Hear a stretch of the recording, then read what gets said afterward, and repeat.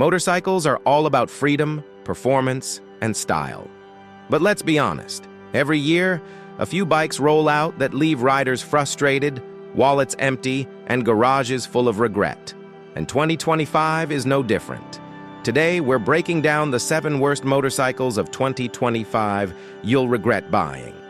From overpriced failures to unreliable nightmares, these are the bikes you should avoid if you value your money and your sanity. Harley-Davidson X350, the overpriced beginner bike. Harley tried to capture the entry-level market with the X350, but in 2025, it feels more like a marketing gimmick than a real Harley.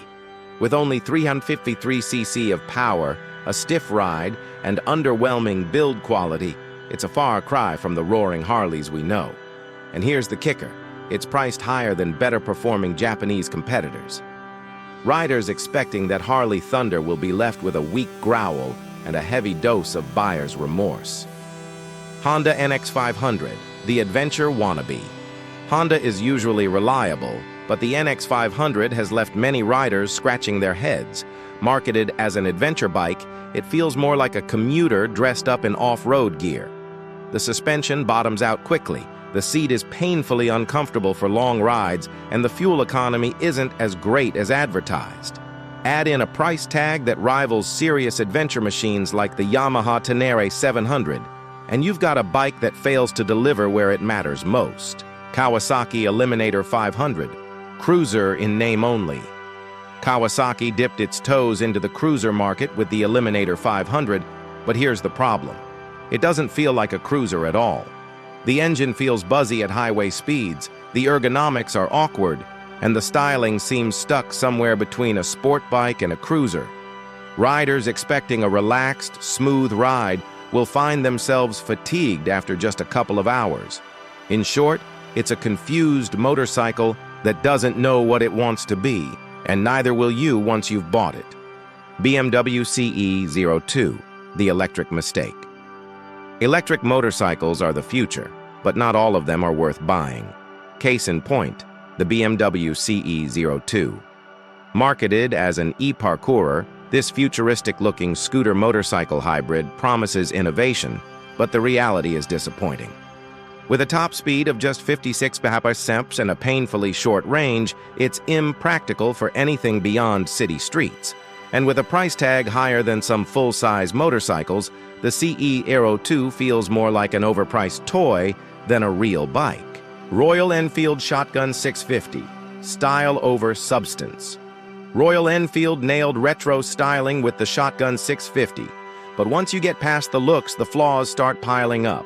At nearly 530 pounds, it's heavy for its class. Handling is sluggish, vibrations creep in at higher speeds, and the brakes leave much to be desired. For riders drawn in by its design, the reality will hit hard. The Shotgun 650 sacrifices performance for aesthetics, and that's a tough pill to swallow when competitors offer far more balanced machines. Suzuki GSX-8R, the sport bike that missed the mark. Suzuki's GSX-8R was hyped as the spiritual successor to their iconic sport bike lineup, but it falls flat. While the parallel twin engine is decent, the bike feels uninspired, neither aggressive enough for track lovers nor comfortable enough for touring riders. The riding position is awkward, and compared to the Yamaha R7 or Kawasaki Ninja 650, it just doesn't hold its ground. At its price point, riders expect excitement, but the GSX-8R delivers little more than disappointment. Harley-Davidson CVO Road Glide ST, the overhyped luxury cruiser. And at number 1, we have Harley again. The CVO Road Glide ST is marketed as the ultimate luxury performance cruiser, but with a jaw-dropping price tag well above $40,000. What you get simply doesn't justify the cost. Sure, it's powerful, but the weight makes it clumsy at low speeds, and the reliability concerns have not gone unnoticed. For the same money, you could buy 2 excellent bikes, or even a decent bike and a used car. Unless your only goal is to flex your wallet, this is one ride you'll regret. So there you have it, the 7 worst motorcycles of 2025 you'll regret buying. Now remember, every rider has different needs, and some of these bikes might suit a niche audience. But for most riders, they're overpriced, underperforming, or simply disappointing. If you want the thrill of the open road without the headache of regret, choose wisely.